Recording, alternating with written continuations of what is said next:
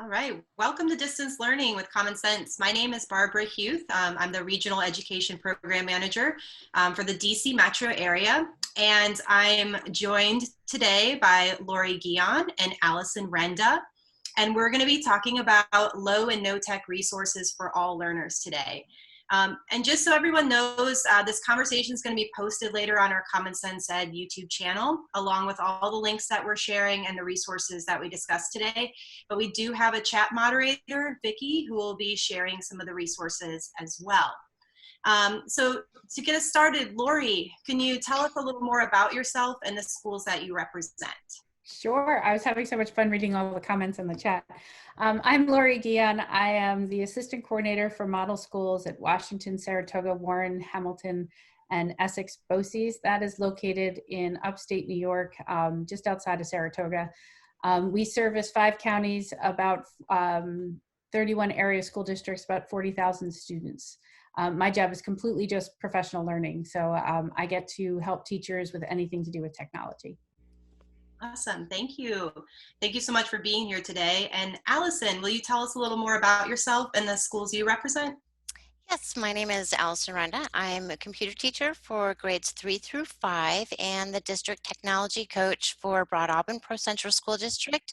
It's upstate New York, about an hour from Laurie. Great, thank you both so much. You know, before we get started on our topic, can you share some of the things that are currently happening in your schools? What's going on right now? So in my area, every day I host daily webinars, just about 11 o'clock every day. I do either hour-long ones where it's just a Q&A, that's kind of how we started, and then we shifted into these half-hour ones where they're topic-driven based on things that I'm getting questions on or things I think might help teachers out. It could be out of product, like today I did one on Wakelet, yesterday I did one on creating like those Bitmoji scenes and things like that. So you can always do it on different topics, and it just kind of helps the teachers come on in, learn something quick and new, and then off they go. All of those are recorded so that they have access to them after the fact, as well as the slide deck for the information that they might need. That's awesome. Allison, what's happening in your land? Actually, we're a very small district, so a little different from Laurie, where her job is representing a larger community. We only have about 2,000 students, so our biggest struggle was really getting the devices in everyone's hands. We were not a one-to-one district, making sure that those that did not have device or did not have internet access, we were meeting their needs as well. We're finally at that point where now all of our students are receiving services. That's amazing. You know, and speaking of that, like getting our students connected is so important. And then once they're connected, you know, what are some of the resources that are available to engage them that require maybe low tech or no tech at all? You want me to go first on this one? As far as resources, I've been hosting with these daily webinars. I've been sending out newsletters every day with some resources for teachers. I created a calendar that's just low activities or low or no technology type activities, things you can do every day with your students that I send out to some local districts, and then I send out to all of the districts, different ones there. As far as things you can do that are pretty low tech, scavenger hunts and bingo games are really fun and interactive. They don't need a lot of technology. For example, you can take your child in the backyard with a piece of paper and have them sketch things they see, or you can come up with a list of things they might see and then check them off as you see them as you're going for a walk in your neighborhood or whatnot. With scavenger hunts, you can plant different things throughout the house and then send your student out to try to find them. So there's a lot of different things that don't require a lot of technology that you can do with your kids at home.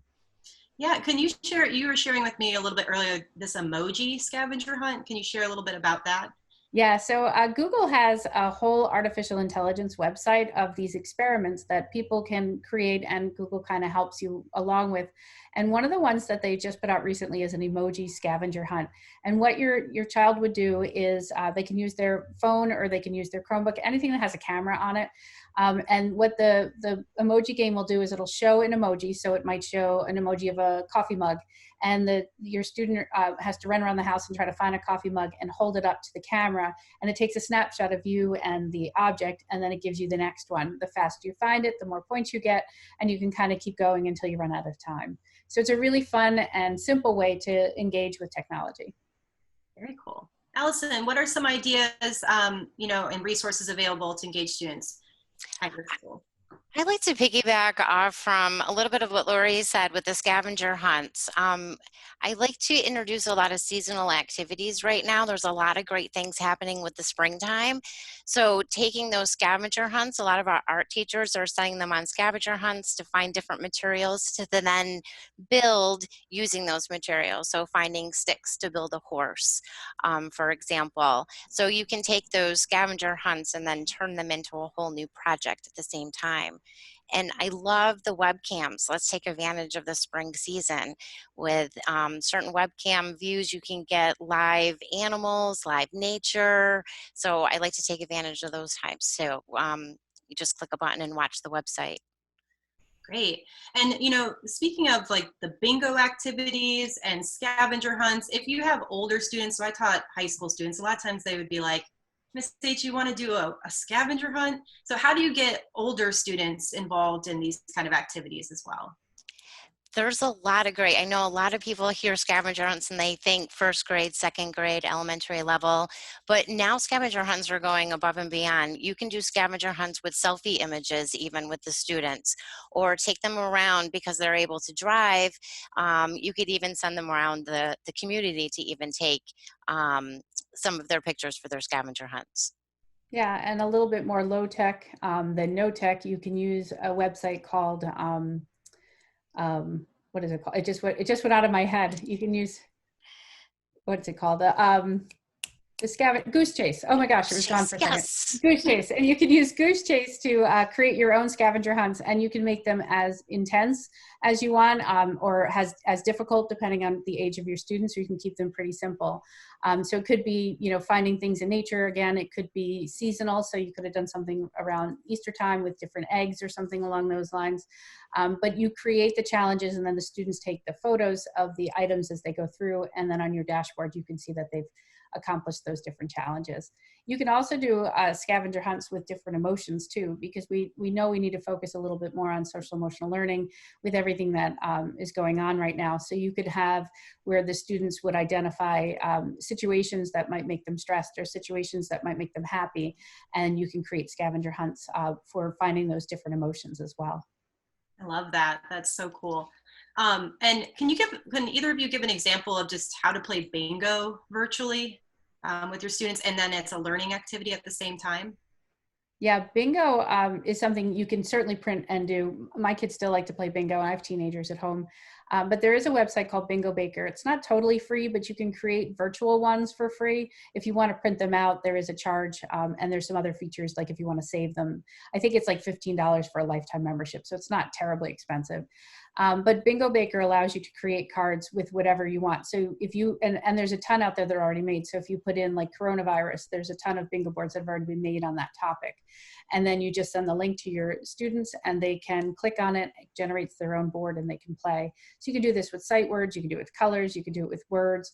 I had one teacher who was using it where when she was doing her meets, she had words that she said a lot and she had all those words on there. So it might be the word which is definitely my filler word. So you can have those sort of things on there. And as you say them, the students, because they're listening, they're more engaged because they're trying to win bingo. They can go through and cross those out as they finish those up. That's a lot of fun. Yeah, is definitely my filler word too. I'm working on it. Me too. It's a work in progress. So, you know, it's so important to have times and breaks where we're not using devices, right? But then it's also, we want to incorporate some, you know, technology and some exciting things into our lessons. So how did you start introducing some of these activities that use a little bit, you know, a little bit of tech, but not too much and doesn't take a lot to set up? How did you start that in your distance learning plans? So go ahead. Okay. I actually started introducing Breakout EDU, the live version. you connect live depending on your region, and the topics vary from everything from something that's very simple, very family oriented, and they give out really great prizes if you win. So there's that great activity. I love Kahoot. It's very simple to use. One of the teachers actually just put one out for us to all get to know each other, or how well do we know each other. So we all had to submit a little fact about one another, and then even the students participated. And at the end of the weekend, we found out that the students apparently knew us a little bit more than we knew each other. So, but it was exciting because we all got to see each other in a different way, and the students got to learn a little bit more about us. So just incorporating Breakout EDU, even the digital versions, if you don't want to do the live version, and then Kahoot. And are the digital versions, can you access those for free? Do they have some of those for free? Actually, right now, you do not need to have a membership. There's maybe about 20 different ones that are offered for free now. And then the live is, of course, free. Great. Laurie, do you want to add some? How did you start introducing the tech? Yeah, I send out to one specific district, I put out 4 ideas and then a tip of the day. And the ideas are all simple things that are just click and goes. It could be virtual story hours. I've often used things that I found on Wide Open School, the Common Sense site, where they have the hours where they're showing all the different things that are offered, free right now. For example, I live up in upstate New York. We have SPAC. It's our Performing Arts Center. They put out a website of free activities and coloring pages and all those kind of things. And, I send those links out and say, here's something easy to do that you just send the link and go. That has been very helpful. And then I've been creating parent newsletters. And the parent newsletters are for the teachers to send out to the parents, but it's also something that gives them 4 ideas in each newsletter that says, here's an idea of what you could do in class or with your students. Each of them is just one link that takes them out to a resource that they don't have to log into. There's no learning curve on them. It's just, here's an activity that you can do with your child. Very cool. Yeah. Are there any other like live events or museum tours or things that you're noticing are available right now that both of you are really into and are sharing with your schools?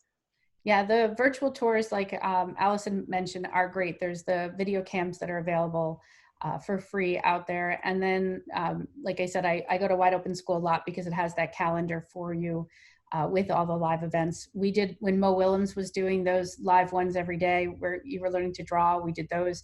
Peter Reynolds, who wrote Ish and The Dot and a bunch of other great books, his whole platform, he has Fable Vision as a platform, has a whole creativity studio that's free for you to use right now to really get your students creating and thinking outside the box a little bit, which has been really fun as well. Great. Allison, did you want to add any or? No, I think Laurie nailed it. Awesome. Yes. So, yeah, as we're thinking about the end of the school year, right? And I cannot believe that we're almost at, mid-May, right? And the school year is coming to a close. How do we continue to get our students excited about learning, right? For the remainder of the school year and then through the summer, right? How do we get them excited, getting outside, learning, even when, distance learning might not be happening as much into the summer? So I would suggest for teachers and for parents at home to do projects with your students. Allow them to explore their environment, use what you have in your house. For example, you could gather 6 or 8 different objects you found around the house, throw them in a bucket and say, all right, now tell a story that uses all of these items. And one of them could be the character, one could be the curveball, one could be the setting, whatever it happens to be. And then you can also have, if they're younger students, have them compare similarities and differences of those objects. They can talk about color and texture and all of those different kind of things. Just having those rich conversations will really help. I'm a big fan of storytelling, so I love the idea of, there's a website called flippity.net that has this random generator that you can put in different parts of like the who, what, where, when, and why of a story. And then you randomly spin the different wheels and then you can create a story based on that. Anything to get your students creating, anything that keeps them thinking and excited about learning is really what matters right now.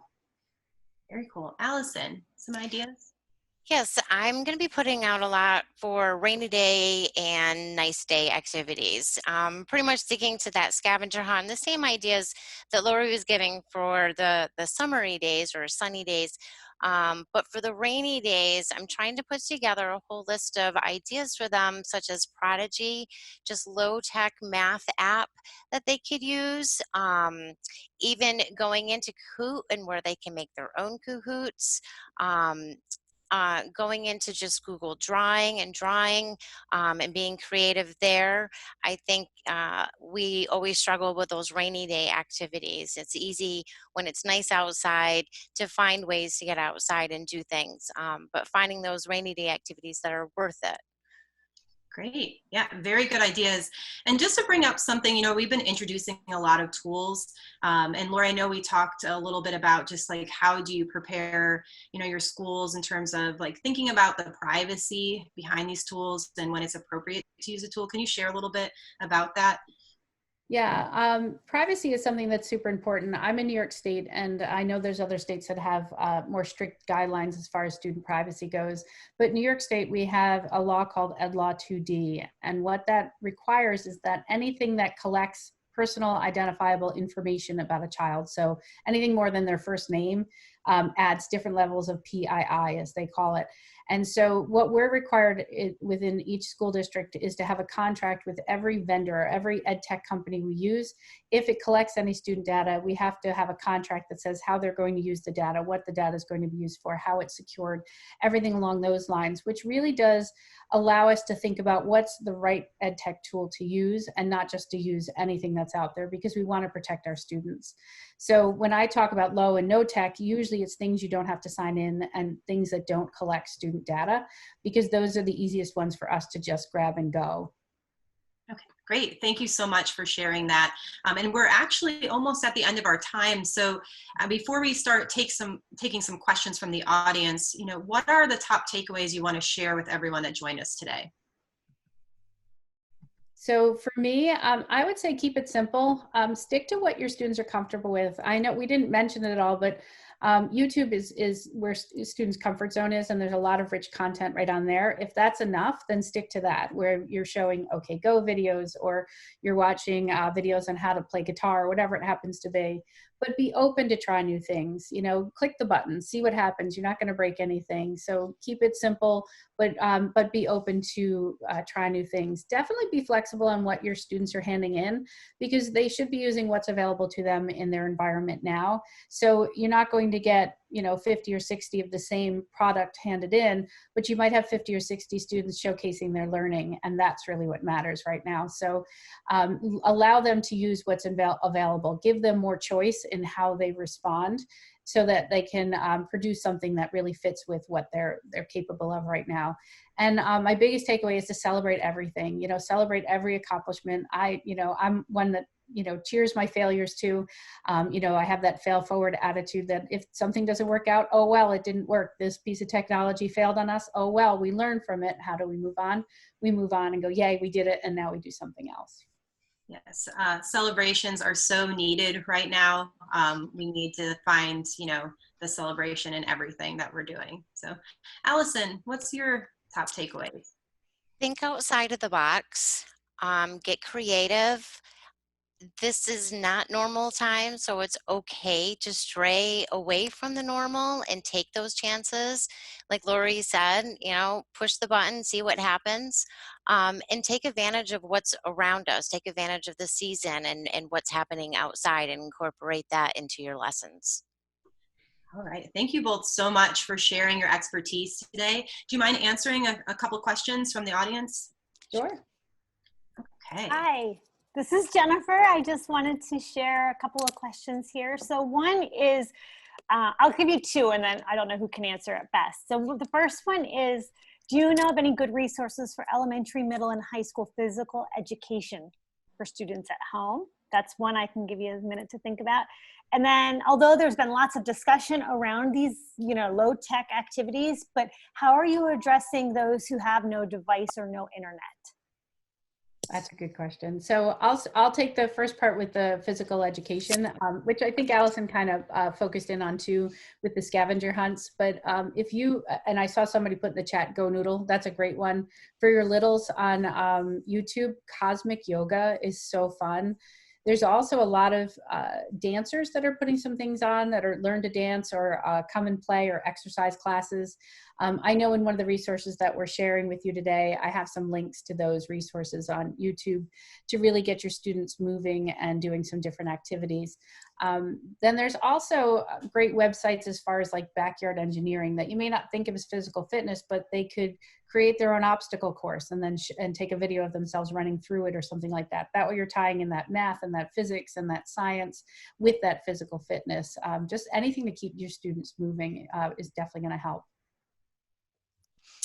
In regards to not having internet service or devices, the way we worked around that was we had our teachers put all of their resources onto a flash drive.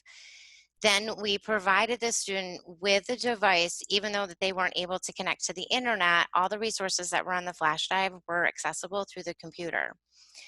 We sent paper copies home, but because we knew we couldn't receive those paper copies back, those were just for practice. Anything that the student needed to turn back into us, we asked them, and fortunately enough for us that all of them had a smartphone, which most parents nowadays do. They were able to take pictures of the student work and then email that to the teacher. Then the flash drive gets brought back to us, and then of course we had to say, take safety precautions. It's labeled, it's put in a Ziploc baggie, wiped down with alcohol swabs. So we took those extra precautions, and then it's reloaded and then sent back out to the students. I hope that helped. Thank you so much. Jennifer, is there any other questions? I mean, a lot of them got answered in the chat. I'm just trying to look. I think for the most part, those were the most popular. And so thank you, both great answers. Yeah, I think that's it. So if you want to close out. Well, thanks again, Laurie and Allison. I think you shared a lot that's super helpful for our audience. And I learned a lot again today, and I've been talking to you both for a couple weeks now. So thanks again for joining us. And just a reminder to everyone that this session is being recorded and it will be uploaded on our YouTube channel within a week. And Vicki should be sharing the slides in the chat. So all of the resources and the tips that Allison and Laurie shared with us are there. And we hope that you can join our next session on Friday, where we'll discuss tips educators need to know to engage students online. And Jamie Nunes will be hosting that session. So thank you all so much.